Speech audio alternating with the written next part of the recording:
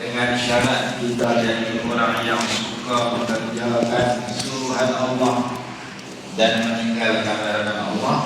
Yang kita bicarakan dalam tajuk sebelum ini tentang bab at-taqwa. Kita ulang balik di sini kerana ayat ini bersambung dengan bab tawakal. Itu ayat 2 surah At-Talaq. وَمَنْ يَتَّقِ اللَّهَ يَجْعَلْ لَهُ مَخْرَجًا. Barang siapa yang bertakwa kepada Allah, nescaya Allah jadikan baginya jalan keluar, yakni penyelesaian kepada permasalahan yang kita hadapi.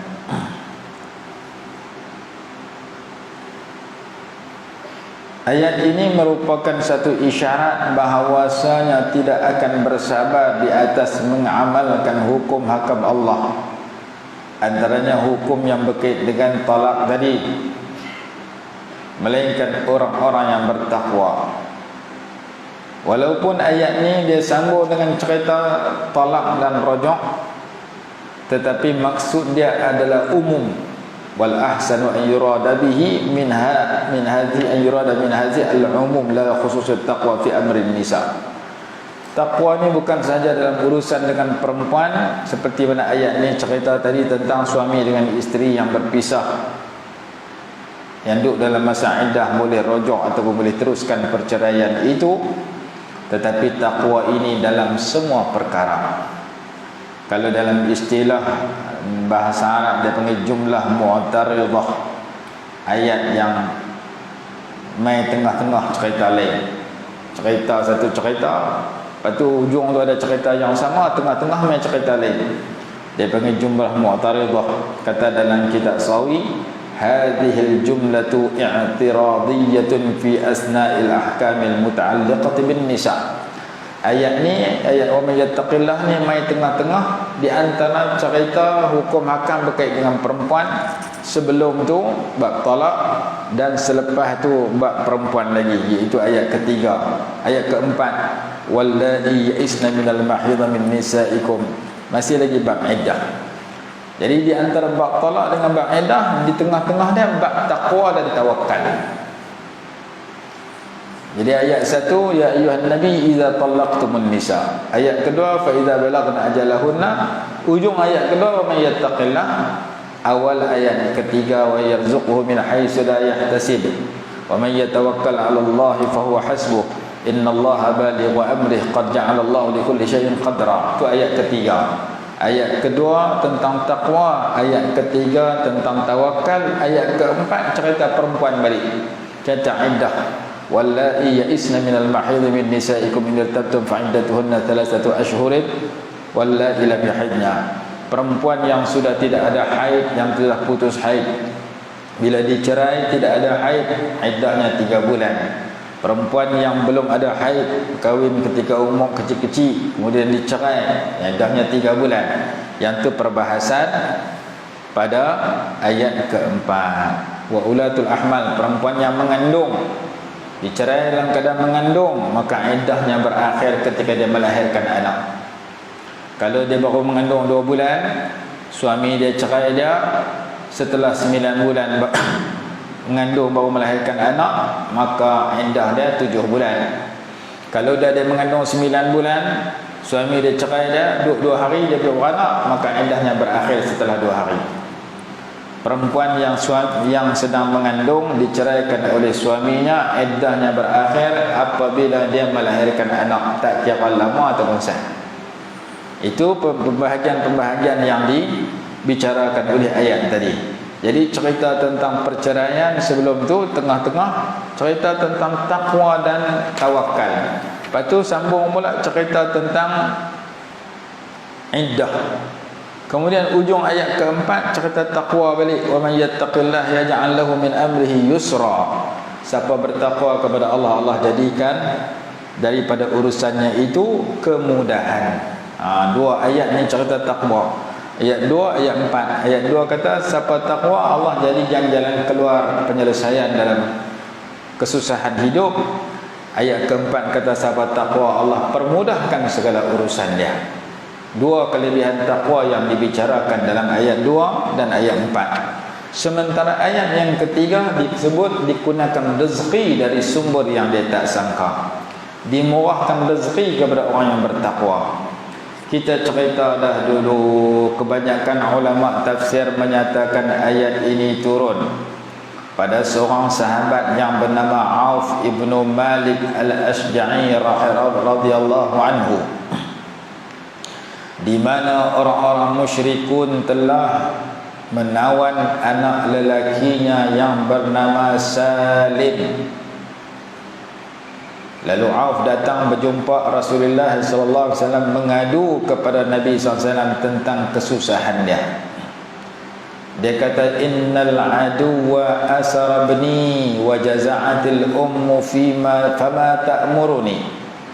Sesungguhnya musuh telah menawan akan anak lelakiku dan ibunya sedang gelisah.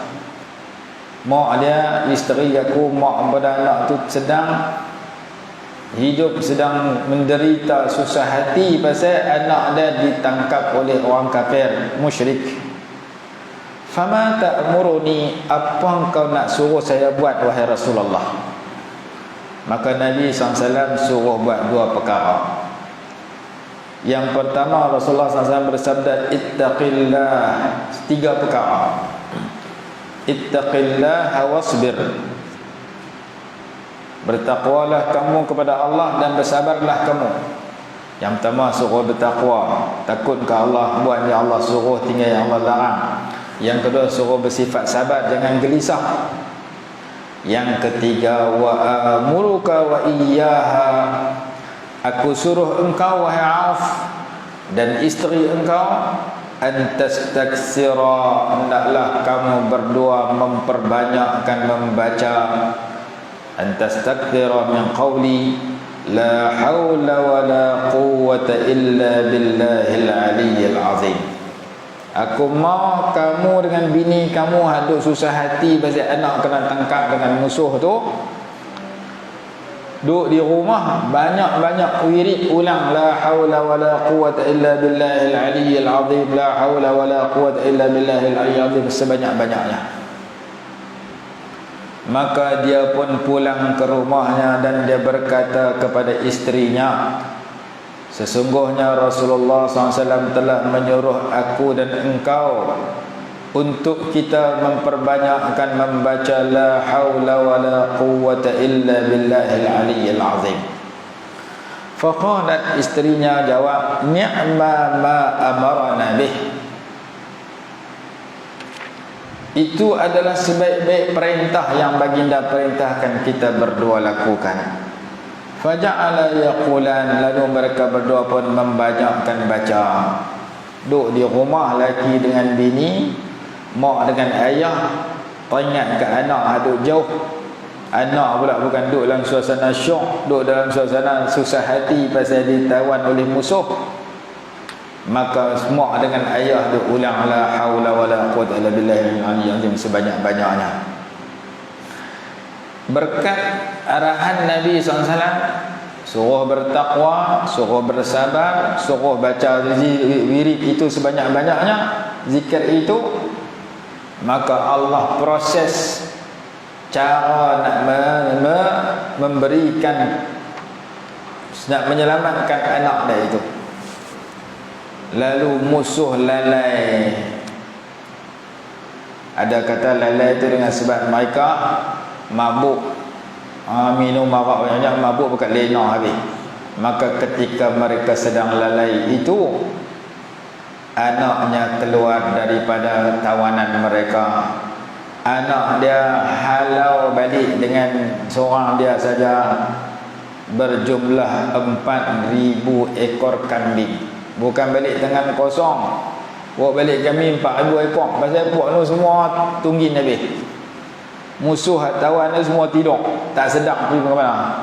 Maka dia seorang-seorang sedap, dia halau balik 4,000 ekor kambing.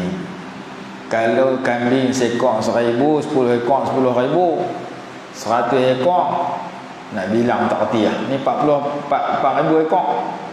Maka dia balik duit begitu banyak, jual kambing seekor pun RM1,000, 4,000 ekor kali dengan 1,000, berarti terlalu banyak dia beli. Abang tak kerti lah, matematik tak lulus.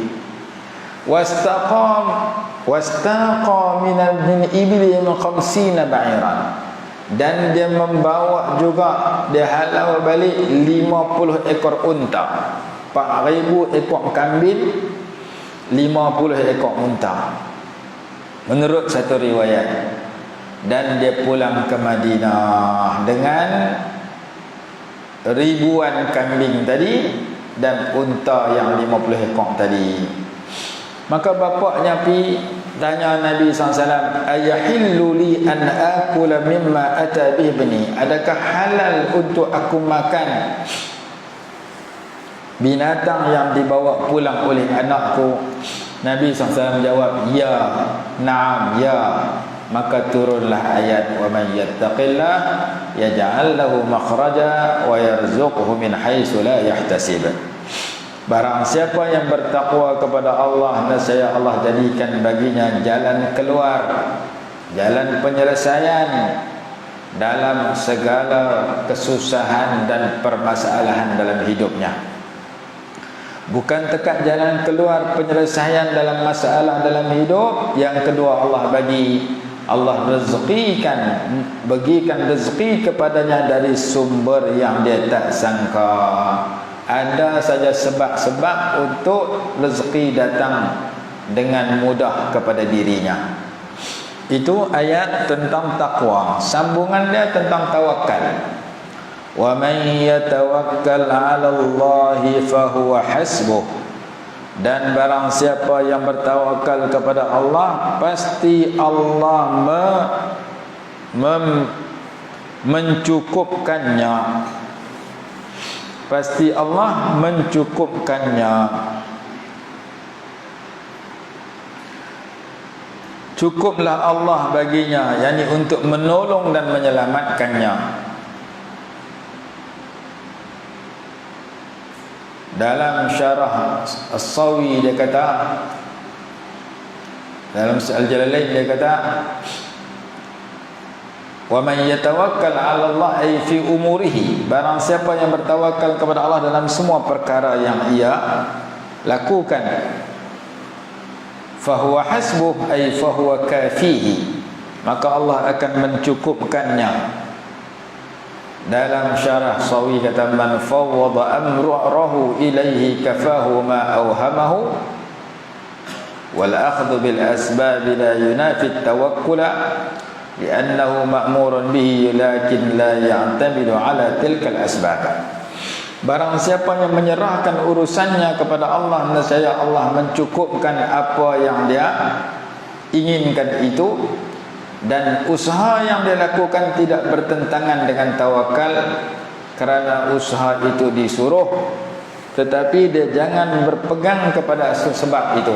Jangan dia kata, aku pasal makan ubat ni lah aku lega, aku lega ni, ubat ni yang bagi aku lega. Jangan pegang itu. Yang melegakan Allah Ta'ala, ubat itu hanya sebab kepada rawatan dan usaha yang dilakukan. Makanan yang bagi aku kenyang, tak, yang bagi kenyang berhakikat adalah Allah. Makanan ni sebab saja. Air inilah yang bagi aku hilang haus dan dahaga, tak, yang bagi menghilangkan haus dahaga pada hakikatnya Allah. Air itu sebagai sebab dan usaha kita saja. Jadi hatinya bergantung kepada Allah, zahirnya berusaha. Kalau dia tak ada duit, dia pergi kerja. Kalau dia lapar dahaga, dia minum air. Kalau dia lapar, dia makan nasi. Kalau dia sakit, dia makan ubat, dia pentang. Tapi hatinya berpegang, yang memberikan kejayaan kepada usaha itu ialah Allah. Zahirnya berusaha, hatinya bertawakal kepada Allah Subhanahu wa ta'ala. Sambungan ayat Allah menyatakan, innallaha balighu amri. Sesungguhnya Allah Subhanahu wa ta'ala maha melaksanakan urusan yang ia kehendaki, maha menyampaikan urusannya. Allah lah yang Maha berkuasa untuk melakukan segala perkara yang Ia kehendaki. Qad ja'alallahu likulli syai'in qadra. Sesungguhnya Allah telah menjadikan bagi setiap sesuatu itu kadar dan masa ia berlaku. Qad ja'alallahu likulli syai'in tarakha'in wa shiddatin, kata dalam Al-Jalalain. Seperti senang dan susah. Qadra taqdir, waktu dia. Qadra ay miqata. Allah tetap masa ni dia senang, masa ni dia susah, masa ni dia sakit, masa ni dia sihat. Allah, masa ni turun hujan, masa ni kemarau. Allah lah yang menentukan apa-apa suasana itu pada waktu yang Ia kehendaki. Innallaha balighu amri qad ja'alallahu likulli syai'in qadra. Sesungguhnya Allah menyampaikan perintahnya. Fala budda min infadhi muradih. Allah pasti melaksanakan kehendaknya. Sama ada seseorang itu bertawakal ataupun tidak, bila Allah kehendak benda itu terjadi, pasti terjadi pada masa yang Allah kehendak.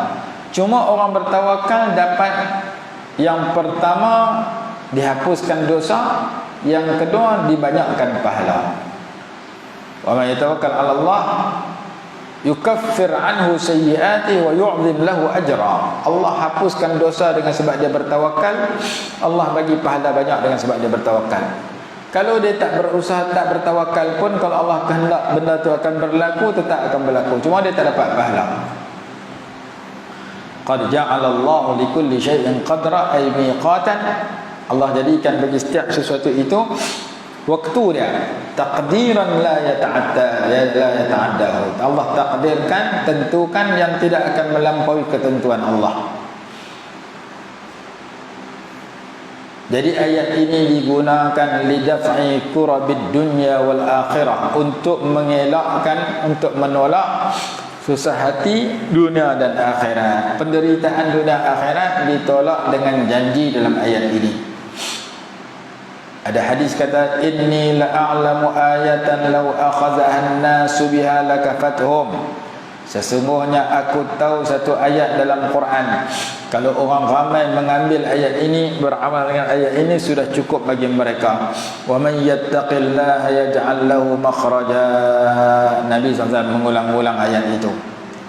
Dan ada hadis berbunyi, man yanqata'a ila Allah kafahu Allahu kulla mu'natin wa razaqahu min haitsu la yahtasib wa man inqata'a ila ad-dunya wakalahu Allahu ilaiha. Barang siapa yang memutuskan dirinya hanya menyenuju kepada Allah, Allah cukupkan kebelanjaannya dan Allah bagikan rezeki dari sumber yang dia tak sangka. Barang siapa yang hanya mencari dunia, Allah serahkan dia kepada dunia. Maksud yang qata'a ila Allah, yakni bertakwa kepada Allah dan mengutamakan yang halal dan bersabar dalam mencari yang halal. Allah akan bukakan baginya setiap kesempitan yang ia hadapi, dan Allah bagi rezeki dari sumber yang dia tak sangka. Dan ada hadis berbunyi, wa man aksara minal istighfar, barang siapa yang memperbanyakkan istighfar, nescaya Allah jadikan bagi dirinya setiap duka cita itu kelapangan, setiap kesempitan hidup itu jalan keluar, dan Allah bagi rezeki dari sumber yang dia tak sangka. Ini di antara ayat Quran dan hadis yang menceritakan tentang pentingnya takwa dan tawakal itu disatukan.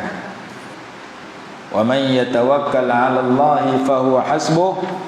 Innallaha balighu amri qad ja'alallahu likulli syai'in qadra. Barang siapa yang bertawakal kepada Allah, maka Allah akan mencukupkannya.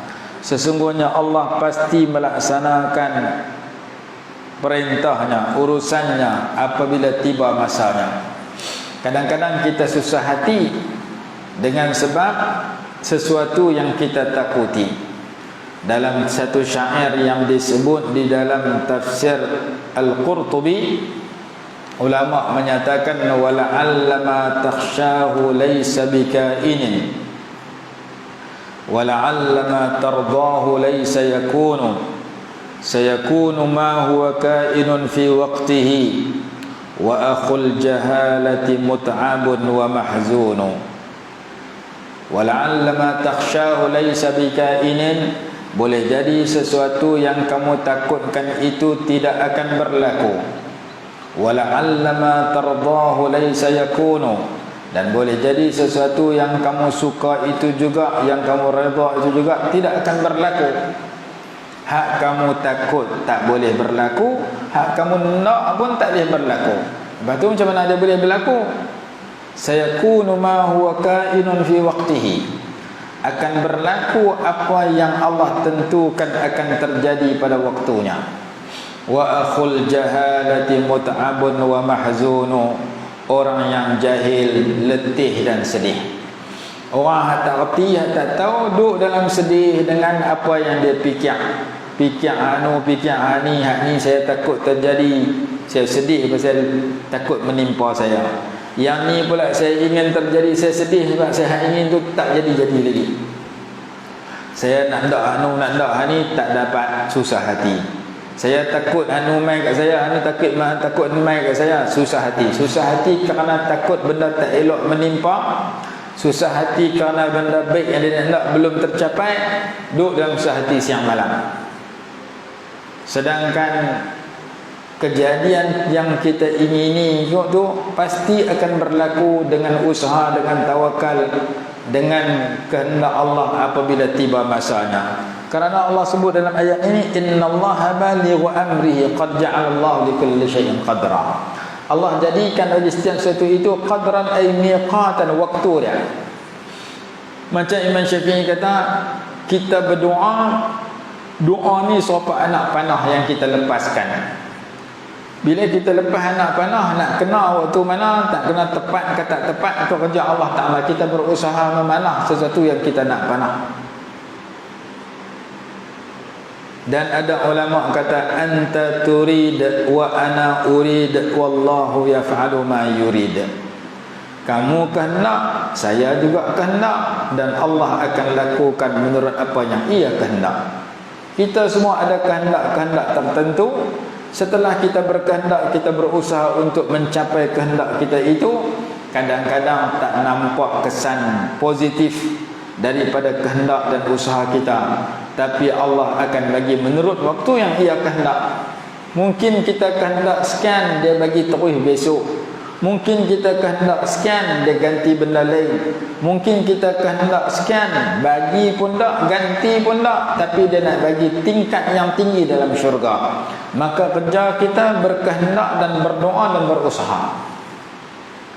Kita nak murah rezeki, kita baca doa murah rezeki. Kita pergi kerja cari rezeki dengan cara yang halal, yang betul. Apa yang Allah suruh kita buat, apa yang Allah larang kita tinggalkan. Kita usaha dengan cara yang betul, kita berdoa, maka kita melihat kesan dia 3 bentuk. Hadis kata, seseorang yang berdoa, apabila doanya itu cukup syarat-syarat doa, di antara syarat doa sumber yang halal. Jangan masuk dalam mulut kita makanan yang haram, jangan pakai pakaian yang haram, jangan cari duit cara haram, duit rasuah, duit judi, duit curi. Jangan cari rezeki cara halal. Kamu berdoa mesti mustajab. Dan mustajab itu dalam 3 bentuk. Jadi hadis kata apa? Ya Sa'adu atib tu'matak tustajab da'watuk. Wahai Sa'ad ibn Abi Waqqas radhiyallahu anhu, perelokkan rezekimu, perelokkan makananmu. Perelok maksudnya cari rezeki yang halal. Pasti mustajab doa kamu. Doa kamu mesti Allah terima terus. Bila kamu berdoa setelah melakukan perintah Allah dan meninggalkan larangan Allah, serta sumber rezeki kamu halal. Kalau duk makan duit rasuah, duk curi duit orang, duk tikam nombor ekor, duit dapat cara haram, doa tertolak. Doa tak mustajab. Doa nak mustajab, syarat dia yang amat penting ialah menjauhi yang haram. Maka setelah kita berdoa, Allah makbul dalam 3 bentuk. Yang pertama, apa kita minta, dia bagi terus yang kita minta. Yang kedua, apa yang kita minta dia tak bagi kerana tak sesuai dengan kita. Kita susah, kita minta kaya hari-hari, siang malam, makit, mayang tahajud, mayang subuh, mayang 5 waktu, doa, ya Allah bagi aku kaya, ya Allah bagi aku kaya. Ni susah ni. Allah Ta'ala tengok, dia ni kalau kaya jadi salabah. Hak sembahyang jadi tak sembahyang, hak keluar zakat jadi tak keluar zakat, masuk neraka jadi kaya. Kalau dia susah jadi masuk syurga, dia duduk bagus lagi, dia sembahyang cukup, duduk doa, duduk puas semua, maka Allah Ta'ala tak ganti, tak bagi kaya. Minta kaya harta, Allah Ta'ala tak bagi kaya harta, Allah bagi kaya anak. Duit tak ada, anak cerita. Aku duduk doa bagi duit banyak, duit tak banyak, yang banyak anak pula dah. Anak sampai 14 orang, dia pasukan bola. Dia kata minta bagi banyak duit, duit tak banyak, yang banyak anak. Anak dia berjaya, jadi bagus belakang, maka Allah bagi yang lebih sesuai dengan dia. Dia minta A dapat B. Pasal apa? Kemungkinan A ni tak sesuai yang kita minta. Kita minta menurut kehendak kita, tapi Allah Ta'ala melihat pada masa akan datang, kalau aku bagi yang dia minta, dia lingkup. Contoh dah berlaku, Sa'labah masa dia susah orang baik, bila dia minta jadi kaya, Allah Ta'ala bagi kaya, jadi munafik, tahu keluar zakat, masuk neraka.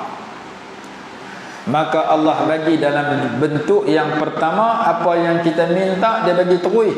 Minta kaya terus cepat kaya, minta kaya tak sesuai ganti dengan benda lain.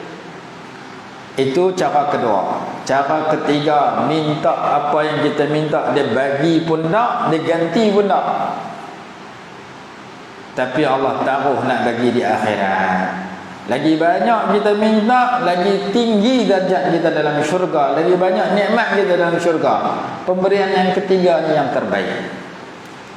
Maka selagi kita duk minta, kemungkinan Allah bagi yang pertama dengan ketiga terus, kemungkinan Allah bagi pertama, kedua dengan ketiga, pertama dengan kedua, kemungkinan Allah bagi kedua dengan ketiga. Yang penting selagi banyak doa, hal nombor 3 mesti dapat, iaitu lagi banyaklah pahala yang kita dapat dengan sebab kita baca doa. Cuma di dunia ni sama abang kita bagi nombor 1, kita minta A dapat A, atau bagi nombor 2 minta A dapat B, atau minta A tak dapat, B tak dapat, bagi C terus. C tu apa? Nikmat dalam syurga. Maka orang yang berdoa, dia melihat doanya belum makbul, dia tak susah hati.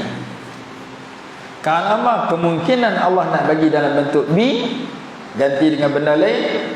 Kemungkinan Allah tak bagi B, Allah bagi C terus, iaitu sedang menunggu nikmat yang berlipat ganda dalam syurga. Lagi banyak kita baca doa, lagi banyak tinggi darjat kita dalam syurga. Tak makbul, mesti makbul. Minta apa pun mesti dapat. Dapat dalam 3 bentuk. Jangan kata minta pertama dan dapat pertama terus. Kerana kerja kita minta, nak bagi bukan kerja kita, kerja dia. Nak bagi lagu mana ikut suka dia. Orang yang mengaji tak pandai doa, mengaji pandai, tiba duk tak pandai situ lah. Yang penting walaupun saya tak pandai sembahyang, saya tak tinggal, dosa saya tak buat, kelaku saya bagus, walaupun periksa dapat nombor 40 selalu. Yang penting saya jadi orang baik. Benda baik Allah suruh saya buat, benda haram saya tinggal. Walaupun doa saya belum nampak makbul, mungkin Allah Ta'ala nak bagi hak jenis nombor 2. Mengaji tak pandai tapi kaya. Ada orang mengaji tak pandai jadi kaya. Seorang hamba Allah mai jumpa saya, dia kata saya mengaji kat Tegerian 3, tapi saya boleh bagi sumbangan ribu-ribu ringgit ke orang. Pasal apa?